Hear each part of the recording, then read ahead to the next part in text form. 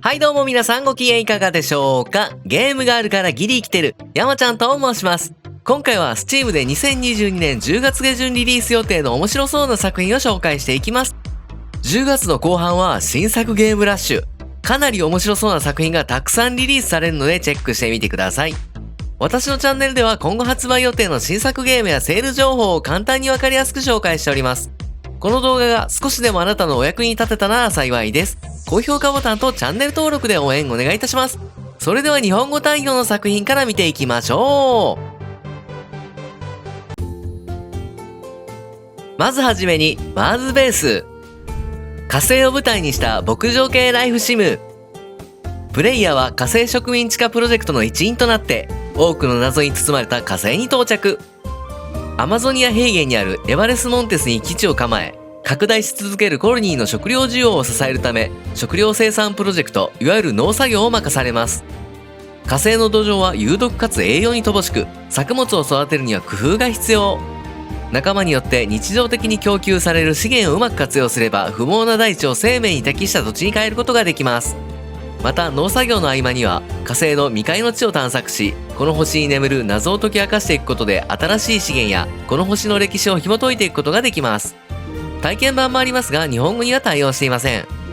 マーズベースは2022年10月17日リリース予定日本語対応の作品です。俺を見つけた。アンチャーテッドトレジャーハンターコレクション。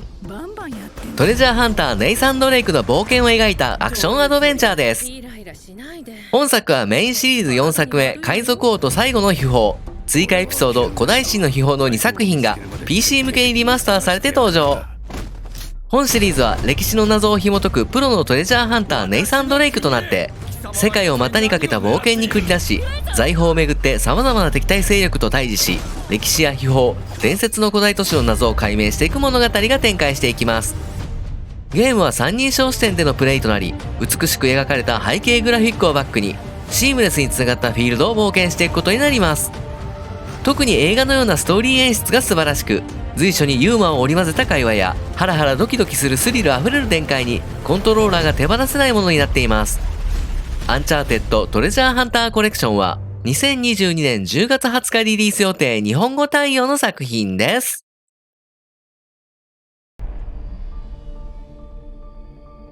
バトラーロストヘブン。惑星をめぐり地球を救う SF アクション RPG。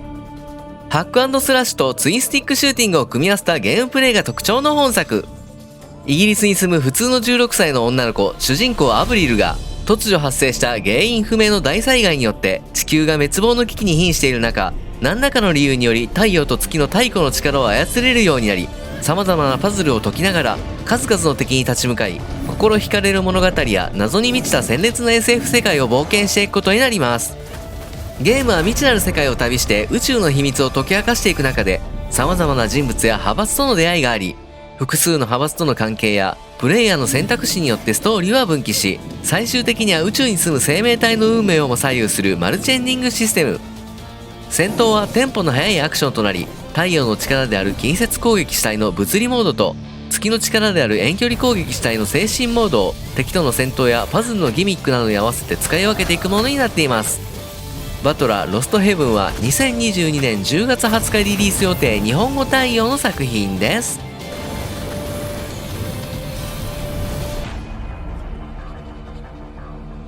ホラータイクーン。お化け屋敷運営シミュレーション。悪魔との契約により魂を刈り取り捧げなければならない状況にある主人公は、お化け屋敷を使って人間を恐怖のどん底に叩き落とし血祭りに上げていくといった物語。ゲームは意外にシンプルで、何もない小屋の中に壁や恐怖のアトラクション、装飾、そして照明を配置するだけ。ステージでは悪魔との契約である魂の回収ノルマが設定されており、規定数の魂の回収を目指します。準備が整ったらウェーブごとにやってくる命知らずの来場者を魂が抜けるほど怖がらせていきます。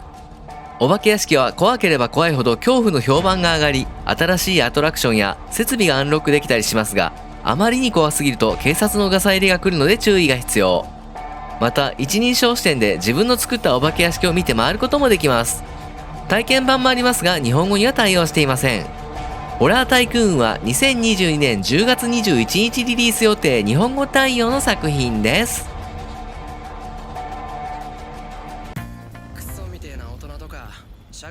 ペルソナ5ザ・ロイヤル、怪盗をテーマにしたジュブナイル RPG。 2016年発売ペルソナ5、2019年に新キャラクターなど様々な要素が追加されたペルソナ5ザ・ロイヤル。そして本作同名のリマスター版ではオリジナル版ペルソナ5ザ・ロイヤルで販売された40以上のダウンロードコンテンツを最初から遊べる状態で収録。現代日本の街を舞台に学校生活や友情、恋愛などの身近な出来事を体験しながらも別人格であるペルソナ能力に目覚めた主人公たちが不思議な事件へと巻き込まれていく。本作では心を盗む怪盗をコンセプトに学生生活を送りながらもペルソナ能力を扱う怪盗団となって人の歪んだ欲望が具現化したパレスと呼ばれる世界からその人物の心のお宝を盗み出し苦しむ人々を救う物語が描かれます。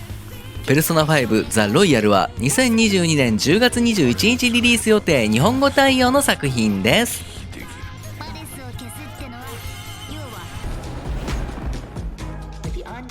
ゴッサムナイツ、バットマン亡き後のゴッサムシティが舞台のオープンワールドアクション RPG。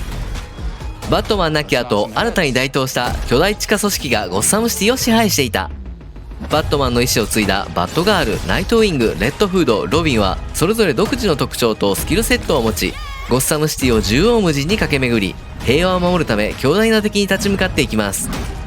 本作は最大2人のプレイヤーで協力してミッションをこなしていくコープモードにも対応しています。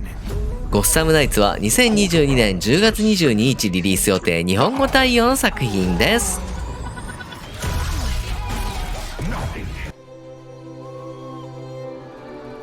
ビクトリア3、名作ストラテジー12年ぶりの続編タイトル。ハーツ・オブ・アイアン、ヨーロッパ・ユニバーサリス、クルセイダー・キングスと並び人気を博す本作。プレイヤーは1836年から1935年ビクトリア朝時代の始まりから第一次世界大戦までの時代に存在した国の中から一つを選択し19世紀の時代背景とともに理想的な国家を作り上げていくゲームです。国家をどのように導くかはプレイヤー次第。食料生産や輸出をメインとした農業国、産業を発展させ経済成長や軍事力を形成するための工業国、伝統的な国家形成かまたは変化を受け入れた急進的な国家を形成していくのか、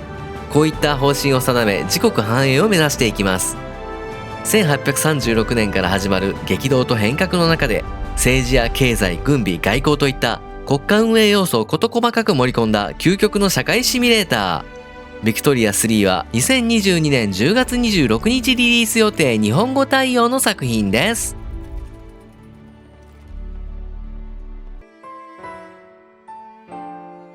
夜回り3、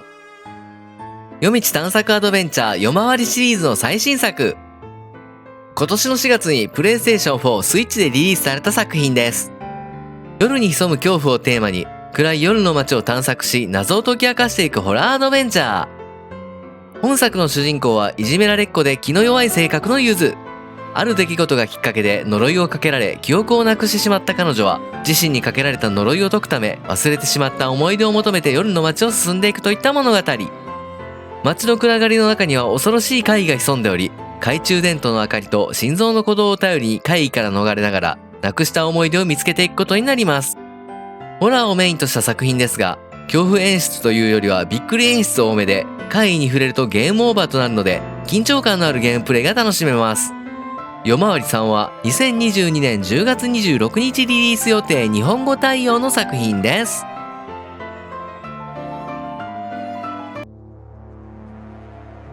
エデンゲートザ・エッジ・オブ・ライフ。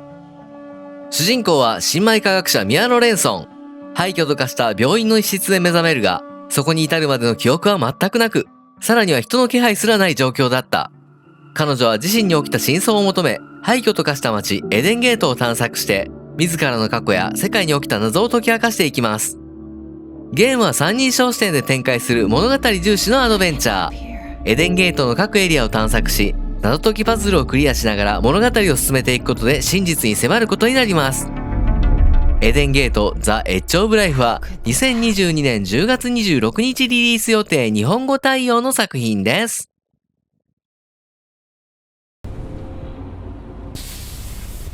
シグナリス。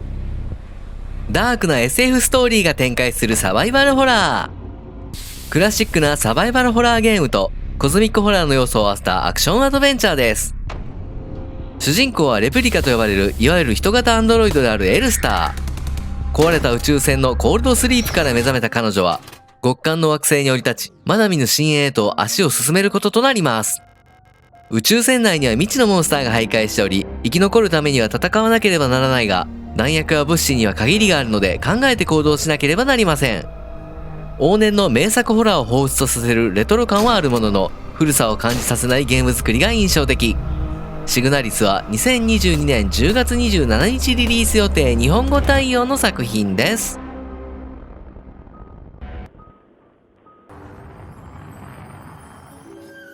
リビッツビッグアドベンチャー。子供から大人まで楽しめるアクションアドベンチャーです。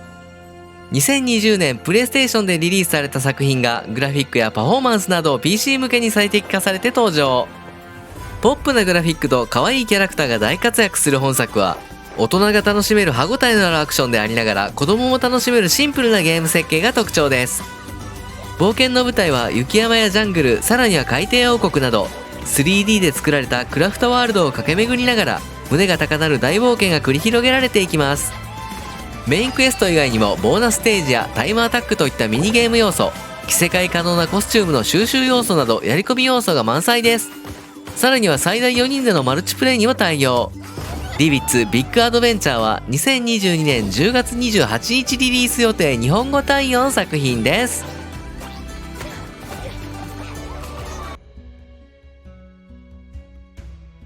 スターオーシャン6ザ・ディバイン・フォース。スクエアエニックスとトライエースによる RPG スターオーシャンシリーズ最新作。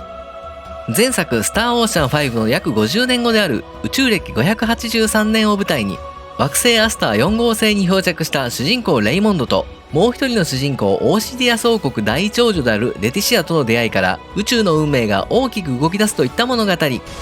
豊富なプレイヤブルキャラとサイドストーリー、簡単操作で爽快な戦闘が楽しめるアクション要素の高いバトルシステムなどが特徴です。また360度自由に活動することができ、空を飛ぶことも可能。スターオーシャン6ディバインフォースは2022年10月28日リリース予定日本語対応の作品です。銀河連邦の大艦隊が進行している。コールオブデューティーモダンオーフェア2。2019年にリリースされたコールオブデューティーモダンオーフェアの続編タイトルです。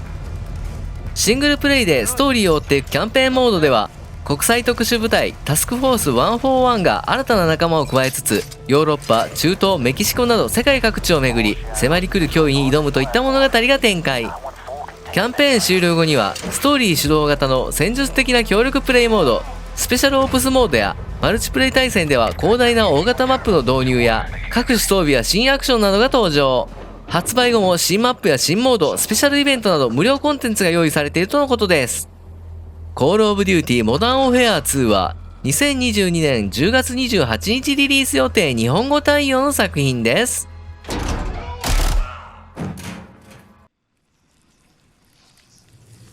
ザ・アンリビング。死者の軍勢を率いて戦うローグライクアクション RPG。聖職者たちによって地獄に囚われた不死の魔術師ネクロマンサーが長い年月を経て復活し、教会への復讐を描く物語。死者を蘇らせる能力を持ったネクロマンサーは墓から死者を呼び起こし、さらには倒した聖者をもアンデッドとして味方に引き入れることが可能です。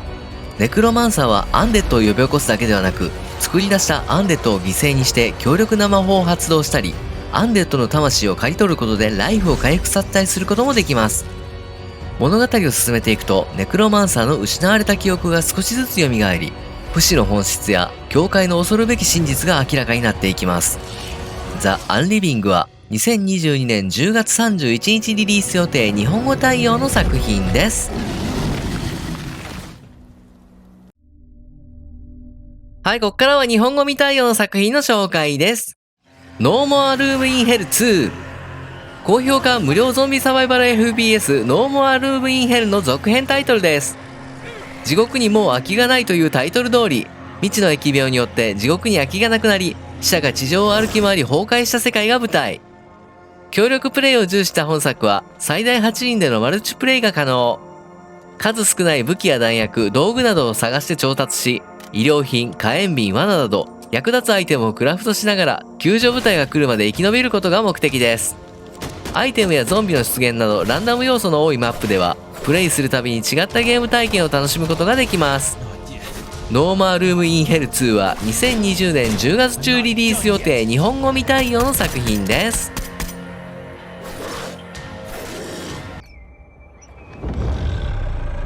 TFM ザ・ファーストメン。ファンタジー世界を舞台にしたコロニーシム。原初の人間アダムとイブから始まる物語。様々な人種や生き物が暮らすファンタジー世界を舞台に何世代にもわたって語り継がれるキャラクターを育て、世代を超えた冒険と人間社会を形成していきます。ゲームはリソース管理をしながらパスと呼ばれるポイントを使って各キャラクターに指示を出したり、個別に能力をアップさせたりして原始的な生活から文明を築いていくシステム。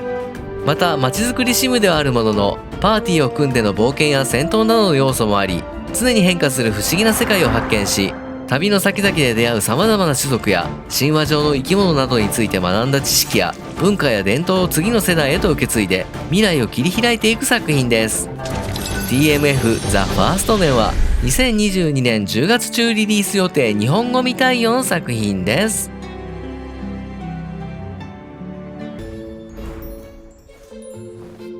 ポーショノミクス。カードデッキを使った店舗運営シミュレーション。楽しく気まぐれなファンタジーテイストで描かれた本作は、ポーションショップの運営シミュレーションとカードデッキを使った交渉バトル、そしてお店にやってくる人々との物語が語られるアドベンチャーを織り交ぜたゲームです。亡くなったおじさんのポーションショップとなぜか借金までも受け継いでしまった新米魔女シルビアがラフタの街でお店を続けるために奮闘する物語が描かれます。錬金釜に材料を入れポーションを作成し、お店で販売しながら少しずつアップグレードしていくといった従来のゲームにある内容ですが、本作の特徴は様々なカードを使って交渉を有利に進めていくデッキ構築型のカードバトル。やってくるお客さんとの値引き交渉は分かりますが、なんと表示価格からどんどん値上げをしていくという斬新なポーションショップ。登場するであろうキャラクターも一癖二癖ありそうな人たちばかりで、物語も愉快で楽しそうな印象です。ポーショノミクスは2022年10月18日リリース予定日本語未対応の作品です。Aプレイグテイルレクイリエム。黒死病が蔓延する14世紀のフランスを舞台に若き兄弟の逃避行が描かれるAプレイグテイルイノセンスの続編タイトルです。主人公の少女アミシアとその弟ユーゴが異端審問官とネズミという2つの脅威に狙われながらも幼い2人が過酷な逃避行を続けていくという物語。アドベンチャーゲームとしてのクオリティが高く、画面を埋め尽くすほどのネズミが動き回る様子や死者の遺体がそこら中に転がっているなどハードな描写はあるものの、ストーリーやグラフィック、ゲーム性も良く、一つの映画を見ているかのような没入感を味わえます。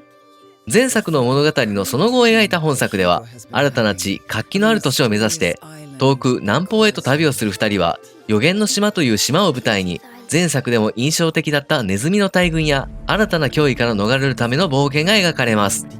ステルスをメインとしたアクションや素材を集めて武器やアイテムをクラフトしていくといった要素に加え、少し大人になったアミシャはボウガンなどを扱い、新たな武器を使ったアクションも登場するみたいです。過酷な運命に抗う兄弟の絆を描いたストーリー。Aプレイグテイルレクイレムは2022年10月19日リリース予定日本語未対応の作品です。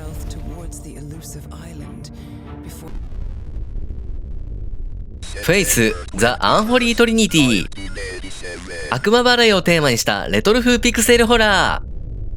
本作は itch.io でリリースされているフェイスシリーズ全3章が収録された同梱作品です。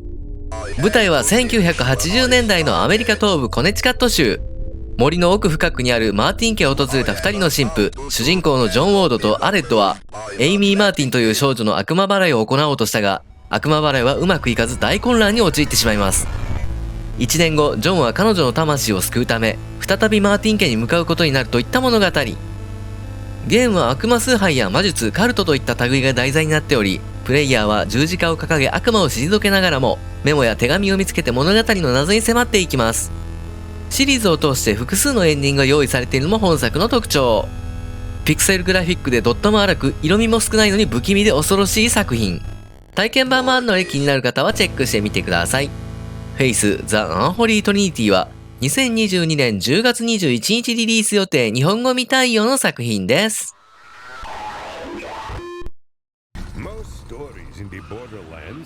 ニューテイル・フロム・ザ・ボーダーランド。悪徳企業を相手に立ち上がるナラティブアドベンチャー。永久に終わらない戦争によって荒廃し続ける大都市プロメティアを舞台に、心優しき科学者アヌ、名声と富を求めるアヌの弟オクタビオ、フローズンヨーグルト店のオーナーフラン、3人の主人公をメインに物語は展開していきます。それぞれの夢と希望を胸に秘めた3人の主人公を操り、企業のエージェントや惑星を徘徊するモンスター、犯罪者たちと戦っていくことになります。ゲームは銃撃アクションではなく、5つのエピソードで描かれる物語重視のナラティブアドベンチャー。会話や選択肢を選ぶだけではなく、クイックタイムイベントや探索要素、各キャラクターの能力を駆使する場面など、様々なタイプのゲームプレイを楽しむことができます。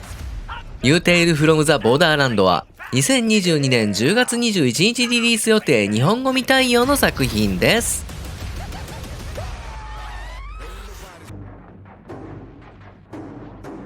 コスモティア。巨大な宇宙船を作る SF シミュレーター。体験版を遊んでみるまでは SF シミュレーションかストラテジー的なイメージでしたが、本作は巨大な宇宙船をデザインし、作った船の能力を戦闘でシミュレートするといった宇宙船を作ることに重点を置いた作品です。よく見ればサブタイトルにスターシップアーキテクト&コマンダーって書いてあるんですけどね。宇宙船の設計には直感的な操作ができる作成ツールを使って武器、エンジン、廊下、乗組員の宿舎などのモジュールを配置していくだけ。船が大きくなればクルーの人数も必要となり、1000人以上のクルーが船内で動き回ることなんかもあるみたいです。ゲームモードは2つで、小さな宇宙船からスタートし、銀河を探索して資源の採掘やミッションをこなしてお金を稼ぎ、少しずつ船をカスタマイズしていくキャリアモード。最初から全ての武器や設備がアンロックされ、好きなように宇宙船を作れるサンドボックスモードが用意されています。体験版もあるので気になる方はチェックしてみてください。コスモティアは2022年10月24日リリース予定日本語未対応の作品です。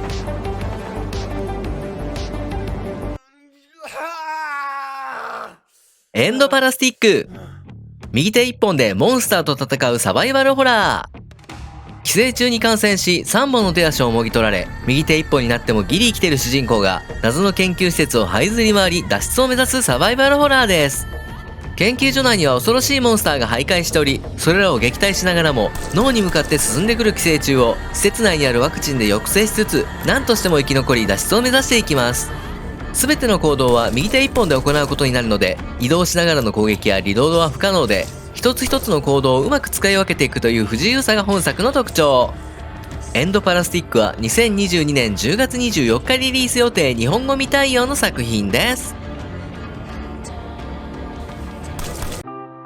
はい、今回は Steam で2022年10月下旬リリース予定の面白そうな作品を紹介しました。10月下旬は新作がたくさんリリースされますが、気になる作品はあったでしょうか？ 26 日の午前2時からは Steam 絶叫フェスが開催されるのでチェックしてみてください。私のチャンネルでは今後発売予定の新作ゲームやセール情報を簡単にわかりやすく紹介しております。この動画が少しでもあなたのお役に立てたら幸いです。高評価ボタンとチャンネル登録で応援お願いいたします。本日もご視聴ありがとうございました。皆様明日も良い一日でありますように、次の動画でお会いしましょう。さよなら、バイバイ。